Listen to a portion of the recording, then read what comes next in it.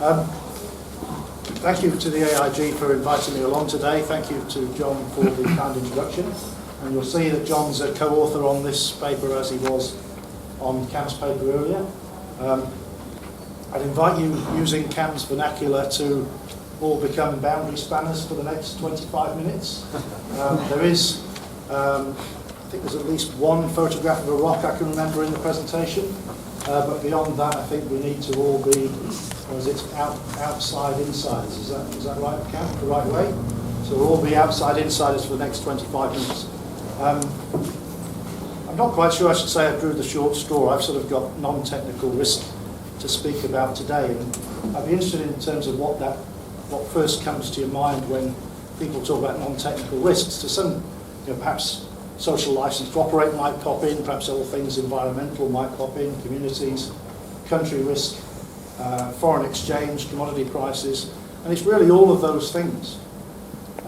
Some of those things can have pretty binary outcomes. Some of them we try and approximate as being relatively linear, sometimes poorly. But all of them can either make you or break you as a company, all the way along the value chain from exploration right through to environmental liabilities at mine closure. So it's important stuff. To some people it's not the most exciting stuff, but I'll try and make it exciting for you. And let's all remember we're wearing these boundary spanning hats, so we're supposed to find it exciting. And so I'll be checking that you're looking excited as we progress through the slides. So this is part of this work comes out of a paper that we wrote for the AusIMM last year in their sort of doorstop best practices in all reserve JORC estimate, resource estimation and reserve estimation. I'll show you some content analysis along the lines that Julian did earlier in the day from that volume, which was 950 pages long, shortly. The conclusion, though, is to think a bit more about non-technical risk. You think, geez, that's a pretty boring conclusion, I might say. It's not that sort of impactful, but let me just give you one example. Just in case you thought that non-technical risk was not important. Now this, if you hope you can read, is from a worst-selling book by Allan and Dan Packey, 2012, and it's part of the profile of Atlas Iron in that book, and it's a quote also from Ken Brinston. We wish Ken and David Flanagan all the best and empathise with their current situation. But it's a classic situation of non-technical risk, here clearly from commodity prices. In 2012, here the quote's talking about 700% expansion in production over the next 5 years. And we're 3 years on, and clearly non-technical risk was hit pretty hard. These guys are running the mines perfectly well, doing great things, but that's how hard non-technical risk can actually hit you. Here from price effect, and there's a picture of some loan. I think that's probably better than 57-58% to attract a low premium. So what are we talking about in terms of mining sector risk? Well, we probably typically, locally, you think about three things in terms of risk. You think about safety risk, we're not going to talk about that. You think about technical risk, or the geology, mining, metallurgy, all the way through geometallurgy into the sales of concentrate, for example, in the base metals. We're not going to talk about that. We're going to talk about the thing in the middle, non-technical risk, with a rather unfortunate photograph of some sort of environmental potential issue in that particular example. So we need to classify non-technical risks, and we can start by doing that. And there's a fairly sort of static classification of non-technical risks, and I've shown you that here.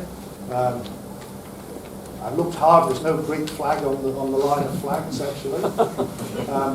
But we can talk about country risk a little bit later, and I'll give you some insights that hopefully help you with selecting the right countries to be in from an exploration viewpoint. But first, let's talk about the sort of the elephants in the room here. The sort of commodity price and foreign exchange risk, which you might not think applies in exploration, but I'd like to take Julian's viewpoint of exploration being part of the whole mining value chain. Certainly when we come to country risk, we'll speak specifically to exploration. These are the sorts of charts that you typically see. Again, this one was from the AusIMM paper. It's a rare earth project and a copper gold project, both in Canada. These are typical sort of spider chart type sensitivity diagrams of NPVs to various input parameters, including commodity prices and foreign exchange rates, operating costs, capital costs, all the rest of it. These are typically very precise on an Excel spreadsheet, and I would suggest to you they're probably usually very inaccurate as well at the same time. But you can do wonderful things on Excel. And of course you can Monte Carlo these or do anything you like with them. But this is an attempt to try and quantify Forex and commodity price risk, and those are typically the two at the top of the list of risks when you get into the mining side of things, both non-technical. Let's look at price briefly, and these slides will, if anybody believes in commodity price forecasts, I have a vested interest in that, because I do some work with the Commodity Research Unit, CRU. This is CRU's current peak chart. Recently at the AMEC conference I was putting up some charts that showed that CRU did actually correctly forecast the direction of the iron ore price a couple of years ago. It didn't forecast the magnitude of the fall, unfortunately, but at least they got the direction right. So another paper that we've recently just finished with John Sykes for an Australian conference in New Zealand is looking at how one can actually improve commodity price forecasting going forward. I think there's lots of things we can do there, but probably beyond getting into things like scenario outcomes, probability weighted outcomes, but for those interested, that's what's supposed to go up and what's not by 2019 or so, and eventually perhaps we'll see this much touted rise in the zinc price, which I believe will eventually happen. So there's Forex and there's exchange. So the bad news, sorry, there's commodity prices and there's exchange rate, Forex. The bad news has been that most commodity prices have been coming down of late. In some ways, the good news is that the commodity currencies have also been depreciating, and that's obviously buffered the margins for operators here in Australia, for example. You can look at that in more detail. You can quantify these things with hindsight perfectly, both with precision and with accuracy in hindsight. And so what you see here are some of the changes in the different commodity currencies. And Australia's really been bailed out, if you like, not quite as much as Brazil's been bailed out, not quite as much as the Russian ruble's been bailed out in terms of the depreciation of the country against currency against the US dollar, protecting those producers in those countries. Clearly, fuel prices have actually come off with the oil price falling, as have shipping rates as well in moves. Those things are forecast to reverse, but clearly anyway, commodity prices and foreign exchange and then various input costs, clearly very important. Now the very simple message with lots of words here that John and I put together in the AusIMM volume speaks to the slide. Consider non-technical risk early, and the observation is that companies tend to focus on technical risk early and then eventually come to the slight problem of non-technical risk down the track. And it seems fairly obvious and boring to say actually one should engage with non-technical risk early. So you'd say, well, surely everybody does that. Okay, so let's do some Julian Vercombe-like content analysis of the 960 pages or so of the AusIMM volume on best practices in ore reserves and resources. And the slightly brighter coloured colours on here, of which there are very few, are the pages in that 960-page volume that actually speak to non-technical risk. So on the one hand, we can say, look, it's obvious to say engage with non-technical risk early. We actually do the content analysis on the best practice volume, just come out. There's hardly any of the volume actually covers non-technical risks. So there is a disconnect there. I suggest we try and close that gap. Now, so that's the part of the volume that deals with non-technical risks. And the good news is you can read all about non-technical risks very quickly. So yeah, clearly we should take ownership of it earlier. We should try and dismiss the view that non-technical risk is non-controllable and it's out there. The thinking is, and perhaps we do need to use some sort of a very structured engineering approach here to approach non-technical risks, but there are ways and means to actually manage it better than others, and there are choices that we make to actually manage non-technical risk. Let's work into that and actually work on some examples. So we'll have a look at country risk. This really speaks very much into the choices made early on in the exploration process of where to actually choose to explore. Country risk is particularly complex. Again, a fairly static breakup of country risks with some interesting graphics there, some of which are more deadly than others.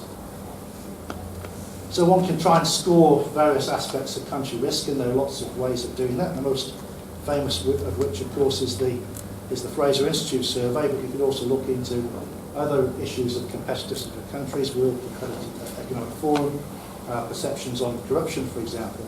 And the common theme here is actually around perceptions. So what we tend to get to in non-technical risk is actually measure perceptions. The fun is actually, of course, is somewhere out there, there's reality as well. So what we've tried to do in the next few slides is actually try and also measure reality. It's a pretty tough ask. The first challenge, of course, is that non-technical risk is not linear. So, is red tape a 3? Is corruption a 5, or is an AK-47 an 8? I'd suggest an AK-47 is probably off the chart. So non-technical risk is not linear. We need to sort of cope with that. And we tend to plot it mostly on linear scales. Actually, we certainly do in the Fraser Institute. All countries are listed from 1 to 123, or 1 to 145, or wherever we're up to now. Cam's already spoken to this, which is a simpler version of the diagram that Cam put in the fact that we need to think not only in terms of the technical viability of an asset that we discover, the economic viability of that asset, but we also look at dimensions of accessibility. So since we're just writing papers on tin at the moment, the chances of mining tin from underneath Kuala Lumpur are pretty slim now. And I'm looking forward to going to study the tin deposits on Phuket, actually. I doubt we'll actually be mining them, but I'll actually quite enjoy actually studying them there. So the concept of accessibility becoming more critically important.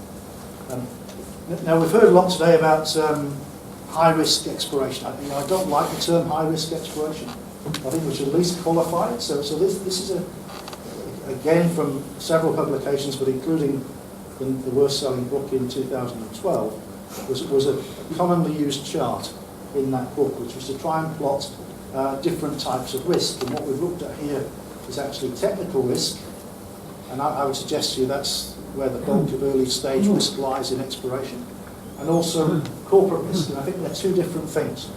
So when we talk about high risk early stage exploration or high risk grassroots greenfields exploration, I think we should always qualify it with high technical risk. The risk, the corporate risk that comes with that exploration is very low. As soon as we're at the Burswood, it's like putting $50 on red or black. Perhaps the odds aren't quite that good for exploration. $50 on zero green or whatever, right?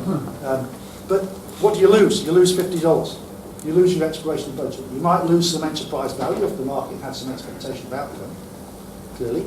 But what you lose to your balance sheet is the $50. You don't lose the company.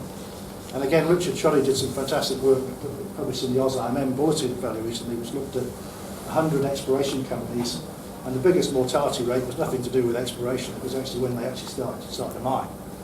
There's about a 1 in 3 chance of blowing themselves up when they started to mine, and probably I think there's about a 1 in 20 chance of becoming a tech company or something like that. So very important to tell the difference between technical risk and corporate risk. I think exploration is high technical risk, 99 times out of 100 or more you lose, but what you lose is up to you, is totally controllable and is budgeted.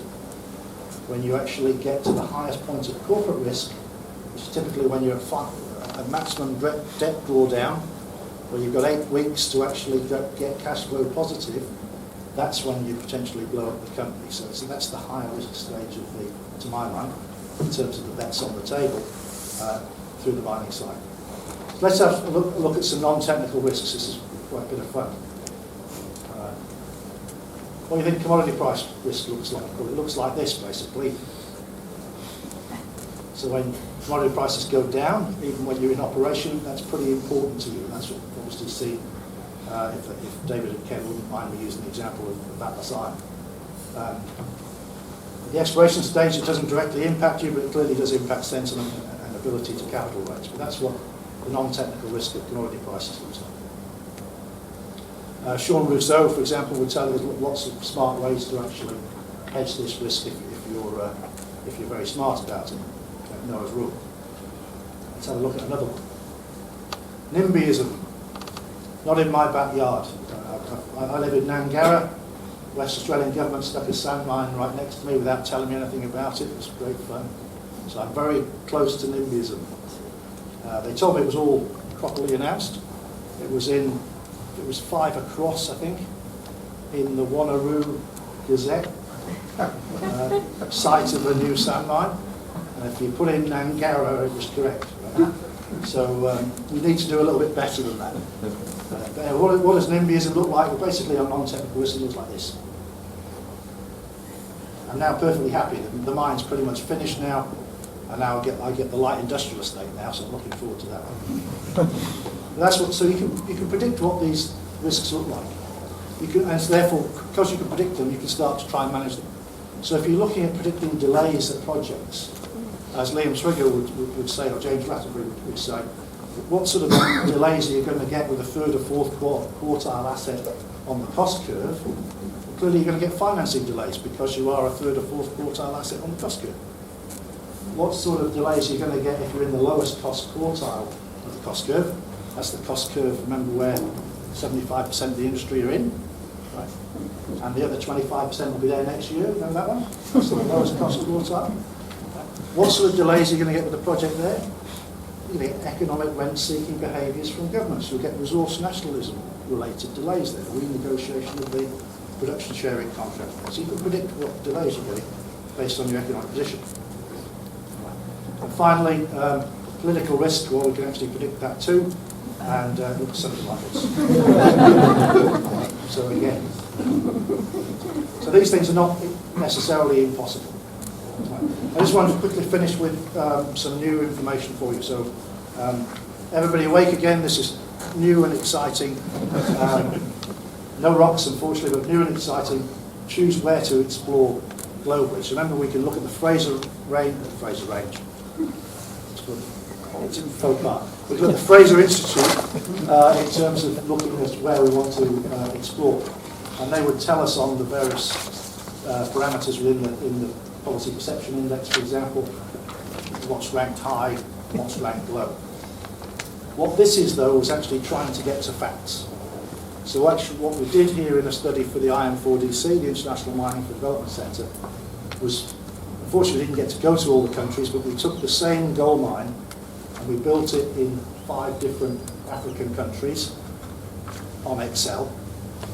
And then we moved it to 5 South American countries and built it again there. And then we ran the different corporate taxation rates through it, the different royalty rates through it, and started getting to withholding tax and some sort of smart things around the edges as well. So there's some things that we kept the same. So we called it a 300,000 ounce per annum gold mine everywhere. We put it mid-tier on the cost curve globally. We didn't sort of slow it down in terms of development time. If it was in Burkina Faso instead of South Africa, instead of Tanzania, for example, we didn't make those sorts of calls.